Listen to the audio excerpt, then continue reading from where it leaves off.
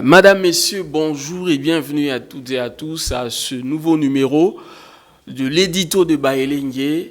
Si nous vous avons manqué, nous voilà. Aujourd'hui, nous allons parler CENI, calendrier électoral, publication des nombres de bureaux de vote par la Commission électorale nationale indépendante. Ce sujet aujourd'hui fait couler beaucoup d'encre et de salive. On a vu l'opposition accuser la CENI de vouloir gonfler l'effectif du Kasaï afin de donner beaucoup de chances au président Félix Antoine Tshisekedi Tshilombo d'être réélu en 2023. Mais de l'autre côté, au niveau de la CENI, les experts expliquent cela par de mouvements migratoires des populations, mais aussi plusieurs autres raisons techniques sont données que nous ne pouvons pas expliquer sur ce plateau. Ce qui est sûr, le débat aujourd'hui, c'est pourquoi l'Est du pays a perdu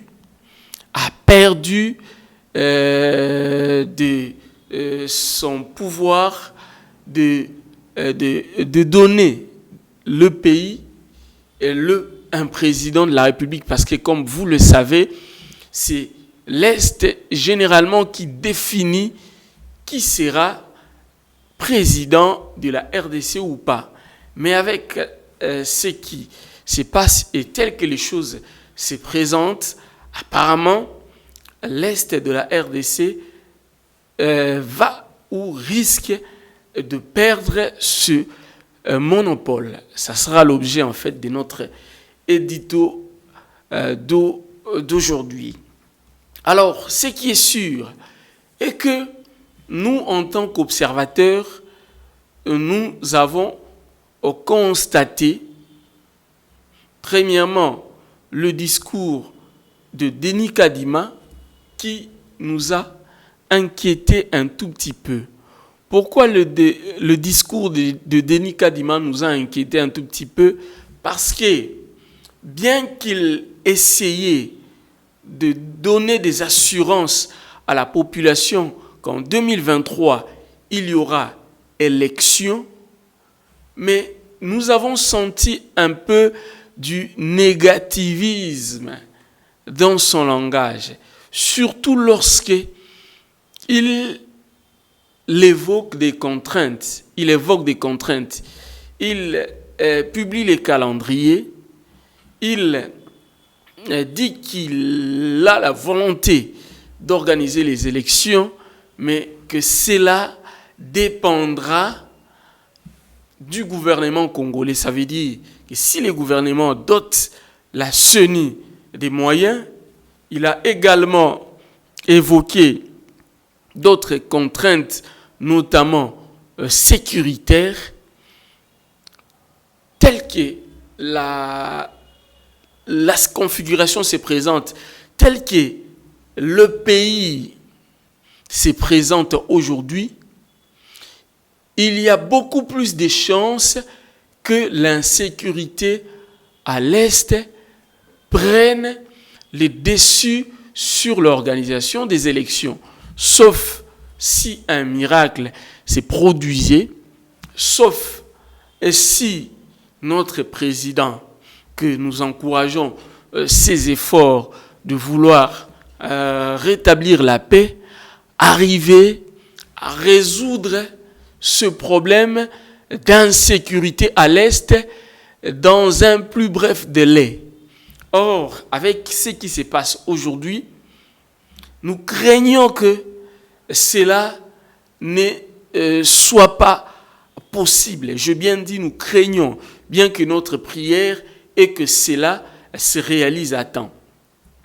Voilà pourquoi nous estimons qu'au Congo ici, l'insécurité ou la guerre dans un coin du pays ne devrait pas être un prétexte pour que les élections ne soient pas organisées. Parce que en 2018, nous l'avons vu, lorsque le président actuel, Félix Antoine Tshisekedi Tshilombo, a été élu président de la République, Beni ou Bunia, si je ne me trompe pas, bref, dans la partie est du pays, dans un coin de l'Ituri et du Nord Kivu, il y avait de l'insécurité. Mais cela ne nous a pas empêché d'organiser les élections. Et pire encore, la CENI de l'époque la CENI de l'époque a pris le courage d'exclure cette partie du pays afin que les élections soient organisées. Parce que la CENI de l'époque, dirigée par Corneille Nangaa, nous avait démontré le rôle des élections. Nous avait démontré en quoi les élections étaient nécessaires, en quoi l'alternance à la tête de l'État était indispensable. Et aujourd'hui, cela ne devrait pas être un prétexte pour que nous n'ayons pas des élections en 2023. Cela ne devrait pas être un prétexte pour que nous glissions. Les élections doivent être organisées. C'est vrai que le gouvernement est appelé et doit donner à la CENI les moyens pour organiser les élections. Mais il ne faudrait pas que la CENI brandisse cela à chaque sortie médiatique, comme si la CENI était en train de faire du chantage, et au gouvernement et à la population surtout, parce que les élections, c'est un droit. Nous, peuple congolais, nous avons le plein droit de voter, d'aller aux élections et de voter. Et chaque Congolais a le droit de se présenter à n'importe quel poste de responsabilité s'il en manifeste les ambitions.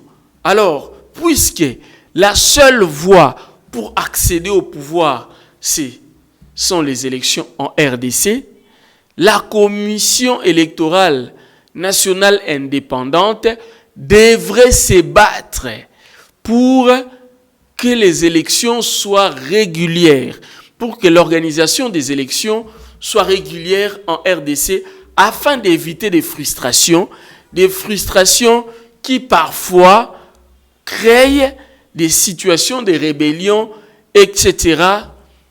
La CENI doit éviter à chaque fois des glissements qui conduisent à chaque fois d'aller au dialogue et de faire le partage de pouvoir.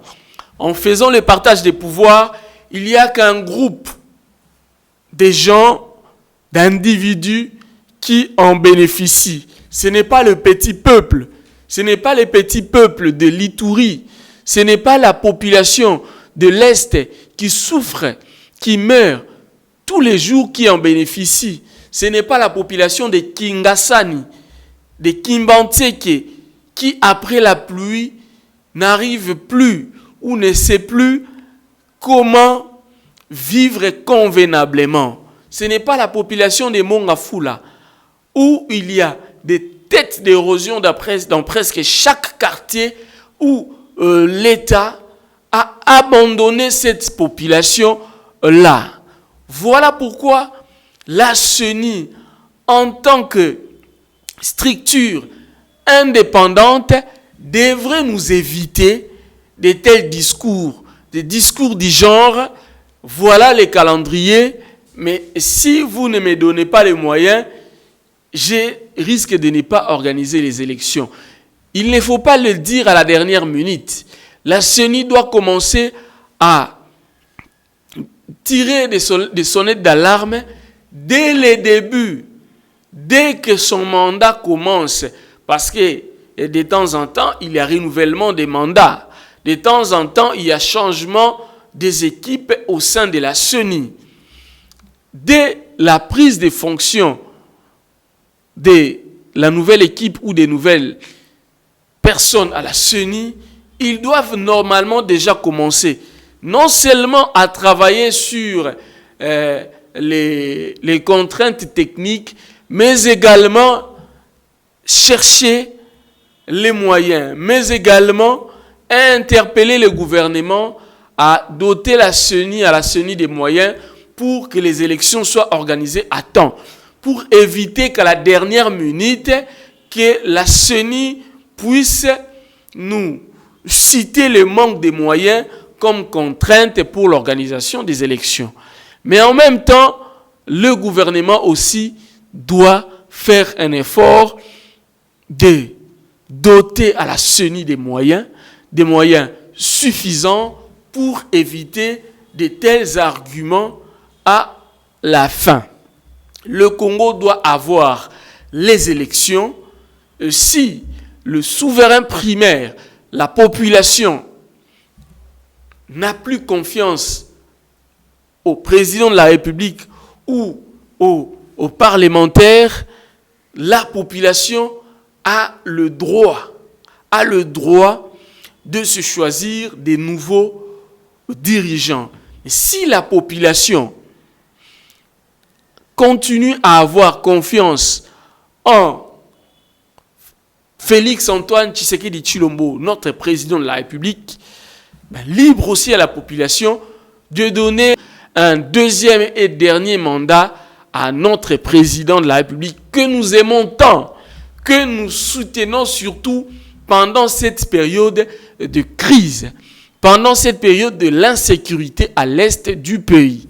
Mais seulement, nous ne voulons pas que ses collaborateurs, mais également la CENI qui est indépendante, qui ne dépend plus du gouvernement au moment où elle est investie, puisse donner des arguments aux opposants, puisse donner des arguments à la population, puisse donner des arguments à l'opposition, à ceux qui ne partagent pas les mêmes convictions politiques que Félix Tshisekedi Tshilombo, de les critiquer, de les mêler dans quelque chose qu'il n'est pas peut-être responsable, car il faut bien le dire, il faut bien le préciser, que la CENI est indépendante, que l'organisation des élections dépend des techniciens placés à la CENI,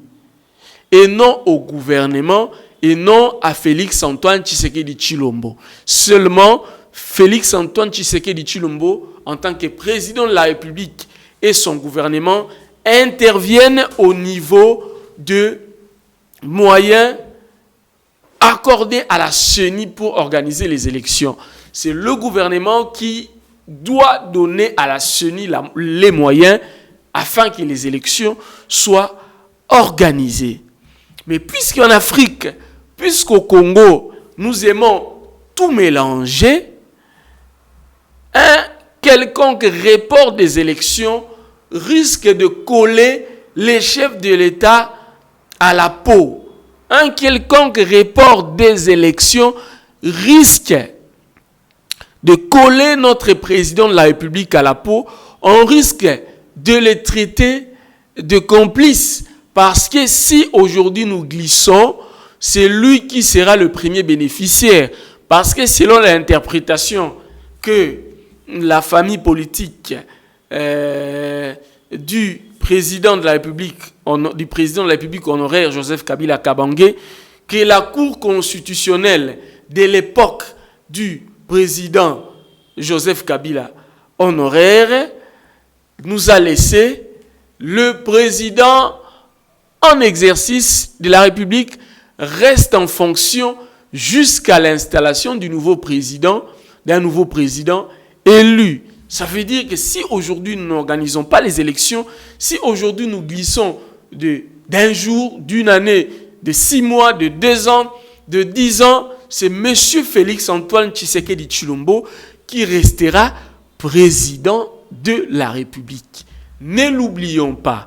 Voilà pourquoi la CENI a intérêt à organiser les élections pour le bien de notre président Félix Tshisekedi Tshilombo, pour le bien de la population, pour son bien à elle, la CENI, parce que la crédibilité de la CENI dépendra aussi de l'organisation des élections à temps. Ne l'oublions pas, n'oublions pas que Denis Kadima, avant qu'il ne prenne la tête de la CENI, a été traité de tous les maux. On a lié plus d'une fois Denis Kadima à Félix Antoine Tshisekedi Tshilombo. Et si aujourd'hui il y a glissement, ou si aujourd'hui quelque chose se faisait à l'avantage de Félix Antoine Tshisekedi Tshilombo, sachez que les opposants, sachez que l'opposition risque de non seulement discréditer davantage la CENI et M. Kadima, mais aussi et surtout jeter de l'opprobre sur le pouvoir de notre président Félix Tshisekedi Tshilombo. Un autre débat, toujours concernant la CENI, nous apprenons que aujourd'hui c'est le Kasaï. Ça veut dire le Kasaï central et le Kasaï oriental qui détient aujourd'hui les plus de nombre de bureaux de vote par rapport aux autres provinces du pays. Alors que nous le savons bien que c'est la partie est de la RDC qui a toujours eu un plus grand nombre de bureaux de vote. Qu'est-ce qui explique cela? Certains membres de la société civile du Katanga notamment crient à une tentative en fait de tricherie. Apparemment, selon eux, la CENI et M. Kadima sont en train de préparer la fraude. J'ai bien dit selon la société civile du Haut-Katanga, pas selon Merveille Bailenge Irègne. Mais seulement, nous aussi en tant qu'analystes politiques, en tant qu'éditorialistes, nous avons simplement observé qu'aujourd'hui, avec le discours de M. Denis Kadima, apparemment, le Kasaï, aujourd'hui, va dépasser le Kivu au nombre de bureaux de vote, ce qui aura un impact direct sur le nombre de votants. Cela veut dire qu'aujourd'hui, c'est le Kasaï qui déterminera qui sera président de la République ou pas. Chose étonnante, quelle coïncidence, parce que le Kasaï, c'est le fief naturel de M. Félix Antoine Tshisekedi Tshilombo, notre président de la République. Alors, pouvons-nous réfléchir ou devons-nous réfléchir comme la société civile du Haut-Katanga? Nous allons rester prudents pour ne pas faire des affirmations, mais seulement en tant qu'observateur averti, le Kasaï ne peut pas avoir beaucoup de nombre de bureaux de vote plus que le Kivu. Parce que, comme vous le savez bien, l'histoire récente de notre pays nous renseigne que le peuple kassaïen, en tout cas pour la plupart, la majorité, se déplace vers le Katanga, fuyant le sous-développement dans cette partie de la République.